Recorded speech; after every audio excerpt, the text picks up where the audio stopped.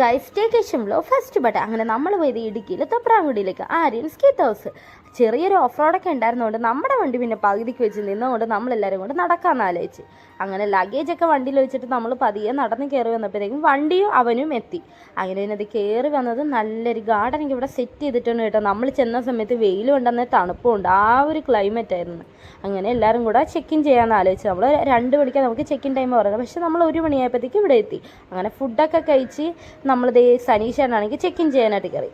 ഒരാൾ അച്ഛനും മോളും ഇവിടെ ഇരുന്നുണ്ട്, ഊഞ്ഞാലാടുന്നുണ്ട്. ഞാൻ നിഹാര് ഫസ്റ്റ് ടൈമാണ് ഇങ്ങനെ ഒരു സ്റ്റേക്കേഷൻ വരുന്നത്. അതിൻ്റെതായ ത്രില്ലുണ്ട് കേട്ടോ എനിക്ക് നിഹാരിന്.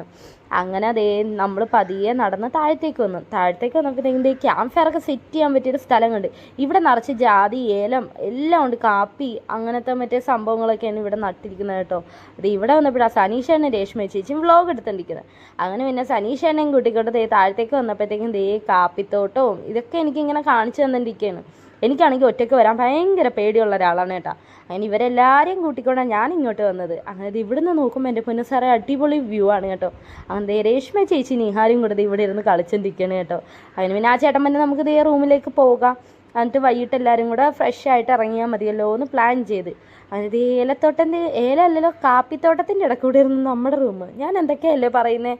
അങ്ങനെ നമ്മുടെ റൂമിൻ്റെ അങ്ങോട്ടേക്ക് നമ്മൾ പിന്നെ പതിയെ നടന്നിരിക്കുക. പൊട്ട വെയിലായിരുന്നു ആ ഒരു ടൈമിന്. കൊടയാണെങ്കിൽ ആരും എടുത്തിട്ടുമില്ലാന്ന്, ചെറിയ കാറ്റൊക്കെ ഉണ്ട്, ആ ഒരു ക്ലൈമറ്റ് ആയിരുന്നു നമ്മൾ ചെന്ന സമയത്ത്. അങ്ങനെ നമ്മളുടെ റൂമിൻ്റെ അവിടെ നമ്മളെല്ലാവരും കൂടെ എത്തിയിരിക്കണം കേട്ടോ. സനീഷണ്ണൻ, രേഷ്മ ചേച്ചി എല്ലാവരും കൊണ്ട് നമ്മുടെ റൂമിൻ്റെ അവിടെ ഫസ്റ്റ് നമ്മളെ കൊണ്ടുവന്നാക്കിയിട്ടാണ് അവർ താഴത്തേക്ക് പോയിക്കോളാം തന്നെ.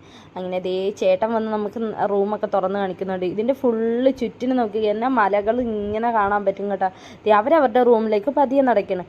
ഇനി വൈകിട്ട് എല്ലാവരും കൂടെ കാണാമെന്ന് പറഞ്ഞിട്ട് അവരും പോയി. അങ്ങനെ പിന്നെ 4 മണിയായപ്പോഴത്തേക്കും കോള് വന്ന് ചായ കുടിക്കാൻ പോവാന്ന്.